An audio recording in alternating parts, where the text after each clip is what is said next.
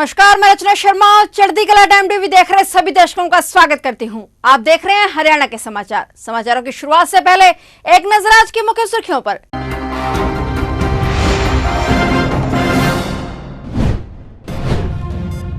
किसानों पर कुदरत का कहर, 17 घंटे बाद भी दिखे खेतों में ओले, खड़ी फसल हुई बर्बाद। दिल्ली से शुरू हुआ आम आदमी पार्टी का पोस्टर वार पहुंचा देश के कई प्रदेशों में। आपके कई नेताओं को पुलिस ने लिया हिरासत में। अपने ही भतीजे को किया किडनैप, बच्चे को छोड़ने के लिए फूफा ने मांगी 50 लाख की फिरौती।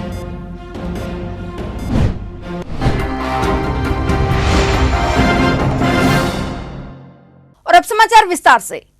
मुख्यमंत्री मनोहर लाल ने चंडीगढ़ स्थित अपने सरकारी आवास से ऑडियो कॉन्फ्रेंस के माध्यम से मेरा पानी मेरी विरासत योजना के लाभार्थियों से संवाद करते हुए प्रदेश के लोगों से पानी को बचाने का आह्वान किया। उन्होंने जल संरक्षण में योगदान देने वाले किसानों को अमृत क्रांतिकारी मित्र की उपाधि देते हुए कहा कि धरती को जल संकट से बचाने की दिशा में सरकार अनेक कदम उठा रही है, सभी लोगों को भी इसमें साथ देना चाहिए। उन्होंने जागरूक किसानों द्वारा इस योजना को अपनाकर लाखों गैलन पानी की बचत करने की सराहना करते हुए कहा कि आज नदियां सूख रही हैं और भूमिगत जल भी समाप्ति की ओर है। हरियाणा में भी भूजल स्तर लगातार गिरने से 36 ब्लॉक डार्क जोन में आ गए हैं। उन्होंने बताया कि धान की खेती के लिए सीधे बिजाई करने से भी पानी की 20 से 25% तक बचत होती है। इसलिए सरकार ने धान की सीधी बिजाई हेतु 4,000 रुपए प्रति एकड़ की दर से वित्तीय सहायता देने का प्रावधान किया है। उन्होंने कहा कि मेरा पानी मेरी विरासत योजना के तहत भी भूमिगत जल स्तर को ऊंचा उठाने पर काम चल रहा है। दुनिया में बहुत क्रांतियां हुई हैं और मैं एक आज विशेष आपसे साझा करना चाहता हूं इस बात के लिए कि एक अमृत क्रांति जिसमें जल को कैसे बचाया जाए, इस क्रांति में आप सब लोगों ने भी भाग लिया है। इसीलिए मैं आपको अपना क्रांतिकारी मित्र बता रहा हूं। और पानी निरंतर कम होता जा रहा है।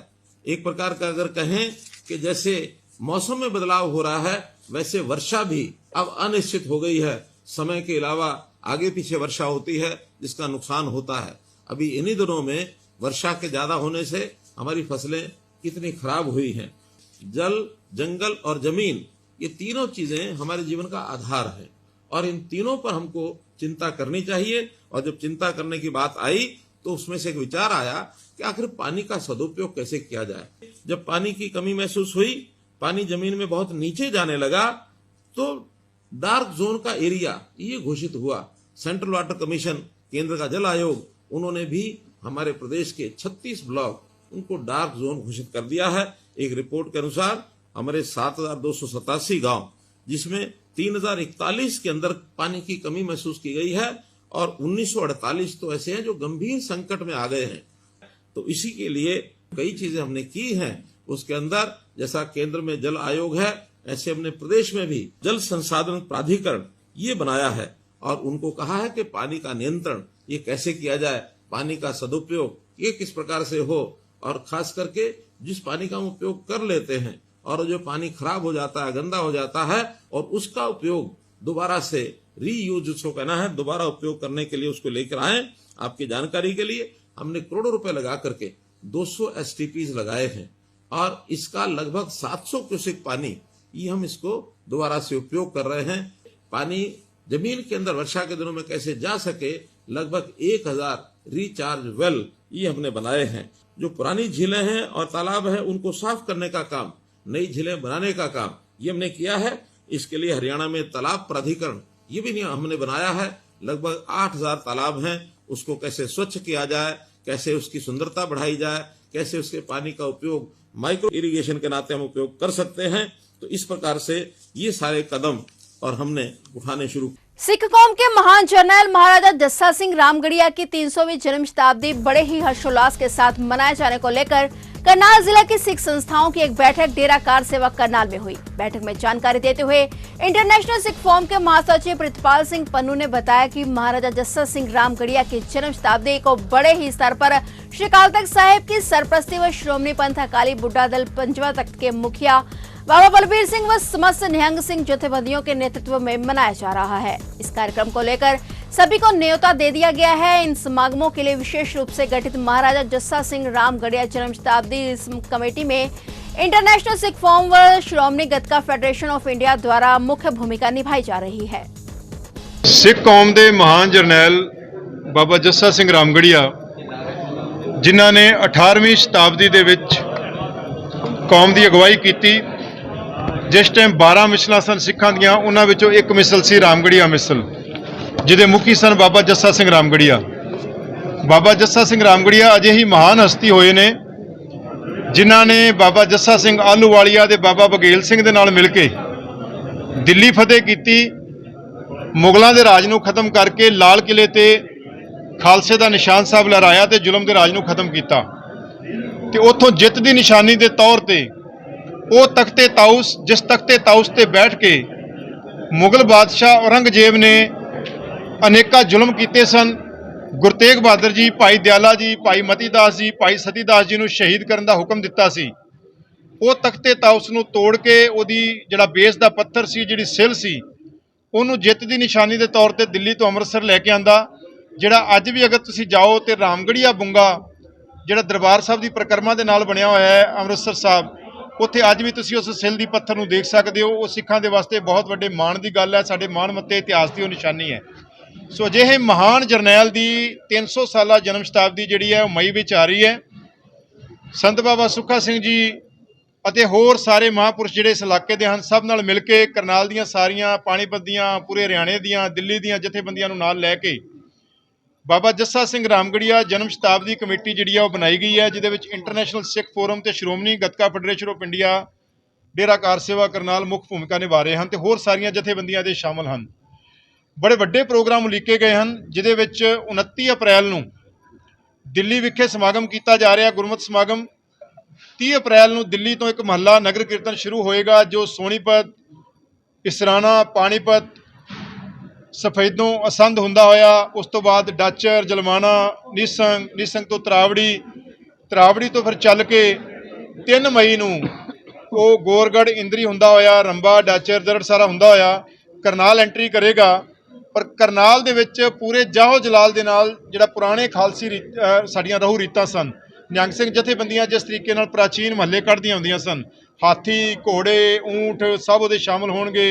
तोप जिहड़ियां खालसी एक निशानी दियां ने वो शामिल होएगी। सिख जथेबंदियां शस्त्र विद्या के प्रदर्शन, ढाडी, रागी सब उस महल्ले में शामिल होणगे। बहुत जाहो जलाल दे नाल महल्ला करनाल दे विच कढ़िया जाएगा। उस तो बाद 4 मई नूं पानीपत विखे बाबा जस्सा सिंह रामगढ़िया ते होर जिहड़ी मिसलां दा इतिहास होया है उहदे ते लाइट एंड साउंड ड्रामा जिहड़ा वो कीता जाएगा। 6 मई नूं डॉक्टर मंगल सेन आडिटोरीयम जिहड़ा करनाल दा ਉਹਦੇ ਵਿੱਚ गतका मुकाबले नैशनल लैवल ਤੇ कराए जाएंगे। पूरे देश चों टीमां आ रही ने, कोशिश चल रही है कि इंटरनेशनल टीमां भी आउण ते ये मुकाबले जिहड़े ने इंटरनेशनल हो जाण। पर नैशनल पक्का है कि अलग अलग घट्टो घट्ट 20-25 स्टेटां तो टीमां जिहड़ियां ने वो ਇਹਦੇ ਵਿੱਚ पहुंच रही ने करनाल। उस तो बाद 7 तरीक नूं 7 मई नूं जिहड़ा मेन शताब्दी प्रोग्राम है वो नवीं अनाज मंडी विखे होना है, जिथे पहला भी शताब्दी प्रोग्राम मनाए गए हैं। जिहड़ा शैड जिहदे विच स्टेज बनी हुई है वो शताब्दी प्रोग्राम उत्थे जिहड़ा है वो मनाया जाना है। ये समुचे प्रोग्राम जिहड़े हैं 7 मई नूं सवेरे शुरू हो जाएंगे। सवेरे गुरुद्वारा मंजी साहब जिहड़ा पातशाही पहली स्थान है और डेरा कार सेवा तो महाराज की पालकी दे विच गुरु ग्रंथ साहब का स्वरूप उत्थे लिजाया जाएगा। 9 बजे उत्थे समागम शुरू हो जाएगा, शाम 4 बजे तक समागम चलेगा। कोई भी आए सत्कार नाल उस बवे, लेकिन जिहड़ा स्टेज है स्टेज के उत्ते कोई भी सियासी जिहड़ा लीडर जिहड़ा उन्होंने बोलन नहीं दिता जाएगा। केवल धार्मिक हस्तियां, धार्मिक जिहड़े साडे लोग ने वो बोलणगे। सियासी लीडर कोई भी आए, सत्ता पक्ष तो आए, विपक्ष तो आए, वो आउण गुरु घर है, गुरु दरबार है, संगत के रूप में आउण, उन्हां दा सत्कार किया जाएगा। लेकिन ये प्रोग्राम पूरी तरह से गैर सियासी प्रोग्राम होएगा। निरोल धार्मिक ते सिख इतिहास का प्रोग्राम होएगा। इहनूं जिहड़ा आपां गैर सियासी प्रोग्राम जिहड़ा वो रखा गया। रोहतक जिले में कल हुई तेज बारिश और ओलावृष्टि से किसानों की गेहूं व सरसों की फसल बर्बाद हो चुकी है। ओलावृष्टि इतनी हुई कि 17 घंटे बाद भी खेतों में पड़े ओलों ने बर्फ की शक्ल ले ली है। इसको लेकर किसान बुरी तरह से हताश हो चुके हैं। किसानों का कहना है कि उनके पास इकलौता साधन उनकी फसलें थी, जिससे वे अपने परिवार का पालन पोषण कर सकते थे, लेकिन अब उनकी यह उम्मीद भी टूट चुकी है। उधर विपक्ष के हाथ भी बैठे बिठाए मुद्दा लग गया है। विपक्ष के नेता सुबह से ही खराब हुई फसलों का मुआयना करने के लिए खेतों में पहुंच रहे हैं। विपक्षी नेताओं ने किसानों को 65,000 रुपए मुआवजा देने की मांग की है, तो वहीं सरकारी अधिकारी फसलों में नुकसान को सरकारी पोर्टल पर दर्ज करने की बात कह रहे हैं।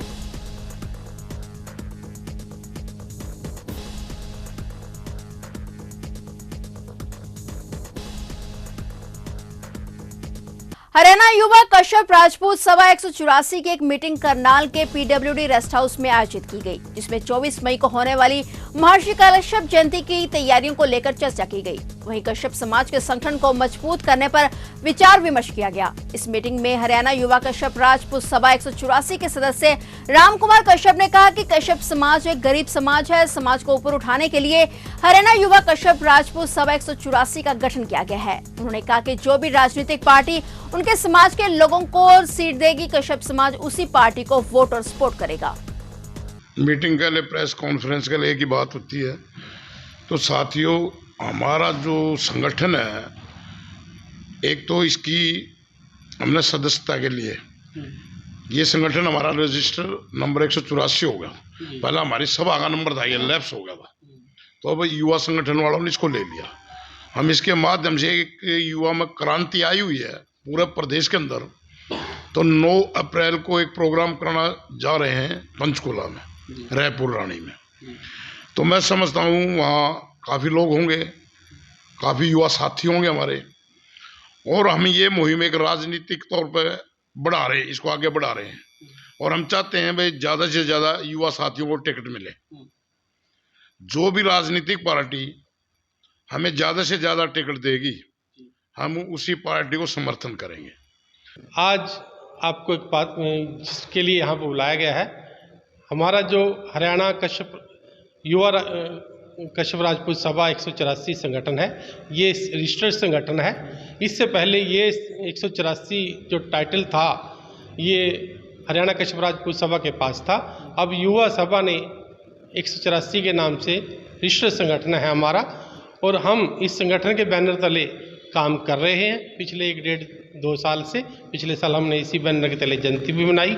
और अब हमारे संगठन का मुख्य उद्देश्य है किसी भी तरह की, मान लो धर्मशाला या कोई जयंती, ऐसे किसी भी सभी तरह के विखेड़ों से दूर रहकर हमारा युवा संगठन समाज के अंदर लीडरशिप डेवलपमेंट के प्रोग्राम लेके चल रहा है। हमारा मिशन फतेह 2024 है, और हमने पिछले 2 साल से कड़ी मेहनत की है, पूरा समाज जानता है।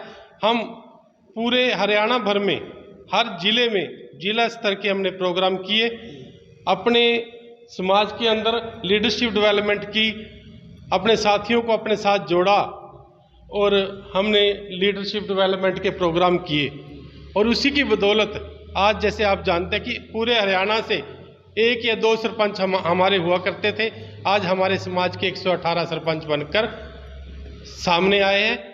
जगाधरी अनाज मंडी में आज कांग्रेस की विपक्ष आपके समक्ष रैली का आयोजन किया जा रहा है। ये कार्यक्रम नेता प्रतिपक्ष भूपेंद्र सिंह हुड्डा और हरियाणा कांग्रेस अध्यक्ष उदय मान की अध्यक्षता में किया जा रहा है। इस दौरान सांसद दीपेंद्र हुड्डा और कांग्रेस के कई दिग्गज नेता कार्यक्रम में पहुंचे हुए हैं। वहीं कार्यक्रम को संबोधित करते हुए नेता प्रतिपक्ष भूपेंद्र सिंह हुड्डा ने प्रदेश की मौजूदा सरकार पर जमकर निशाना साधा। उन्होंने कहा कि आज प्रदेश और देश के हालात बद से बदतर हो चुके हैं, हर मोर्चे पर सरकार फेल हो चुकी है। ऐसे में विपक्ष अपनी सही भूमिका निभाते हुए विपक्ष के मुद्दों के साथ विपक्ष आपके समक्ष कार्यक्रम कर रहा है, और यह कार्यक्रम एक ऐतिहासिक कार्यक्रम है। वहीं उन्होंने सड़कों को लेकर, सफाई व्यवस्था और कानून व्यवस्था के मुद्दे पर सरकार को घेरने की कोशिश की। वहीं हुड्डा ने कहा कि जनता के विश्वास को देखकर लगता है कि आने वाली सरकार कांग्रेस की होगी।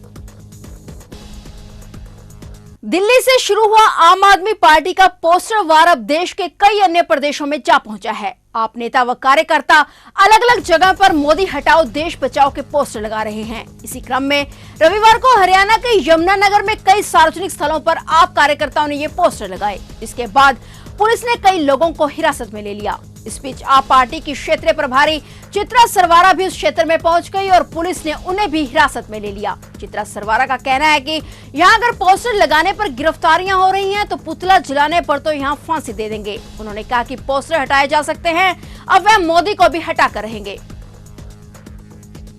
सरकार जब इस पोस्टर का विरोध करती है तो वो हर हिंदुस्तानी अभिव्यक्ति के मौलिक अधिकार का विरोध करती है। इसका मतलब गवर्नमेंट डायरेक्टली हर एक नॉर्मल सिटीजन को उसका जो राइट टू एक्सप्रेशन है वो डिनाई कर रही है। और अगर आप इस पोस्टर में देखें तो इसमें ऐसी क्या बड़ी बात है, मोदी हटाओ देश बचाओ, इसमें क्या प्रॉब्लम आती है? एक राजनीति का आम नारा है। कल क्या होगा, कल किसी ने रैली में मोदी हाय हाय बोल दिया तो कैसे भी केस कर दिया जाएगा। और अगर इस मोदी हटाओ पोस्टर के पीछे अगर 300 के करीब FIR हो सकते हैं, तो केजरीवाल हटाओ जो पोस्टर कुछ लगाए गए उनके बारे में सरकार ने और हमारे पुलिस तंत्र ने क्या कदम उठाए?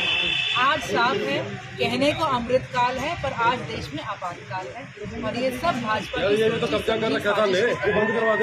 साफ नजर आ रहा है कि 2024 में अब वो वापस सत्ता में नहीं आए।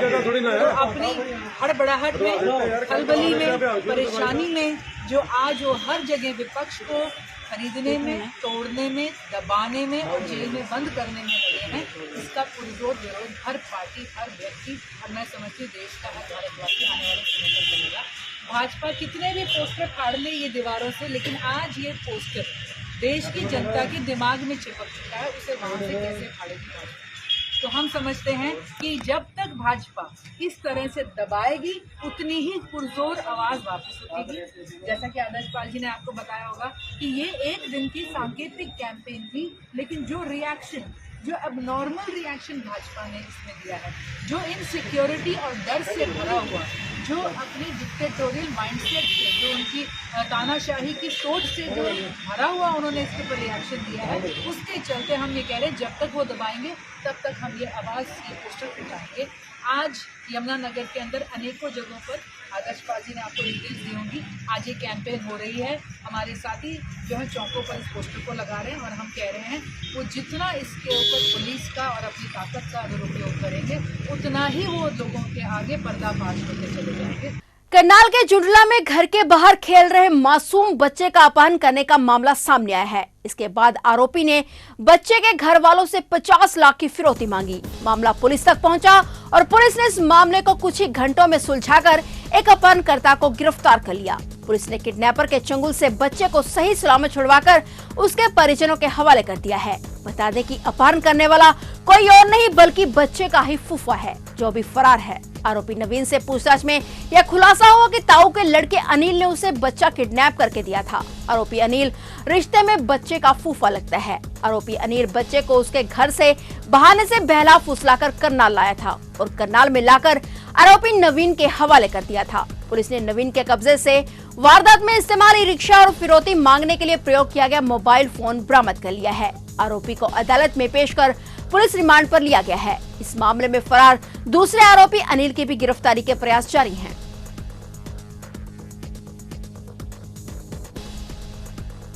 खाद्य और ग्रामोद्योग आयोग भारत सरकार के अध्यक्ष मनोज कुमार ने कहा कि हनी मिशन के तहत खाद्य और ग्रामोद्योग आयोग शहद उत्पादन में किसानों और बेरोजगारों को ट्रेनिंग देने के साथ ही बी बॉक्स भी दे रहा है। आयोग द्वारा अब तक देश भर में 18,000 से अधिक लाभार्थियों को मधुमक्खी पालन का प्रशिक्षण प्रदान करके 1,80,000 मधुमक्खी बॉक्स और मधुमक्खी कॉलोनी का वितरण किया जा चुका है। हरियाणा प्रदेश में 440 लाभार्थियों को मधुमक्खी पालन का प्रशिक्षण देकर 4,400 बॉक्स का वितरण किया जा चुका है। उन्होंने अपने संबोधन में कहा कि प्रधानमंत्री रोजगार सृजन कार्यक्रम प्रधानमंत्री नरेंद्र मोदी के आत्मनिर्भर भारत के सपने को साकार करने में एक महत्वपूर्ण भूमिका निभा रहा है।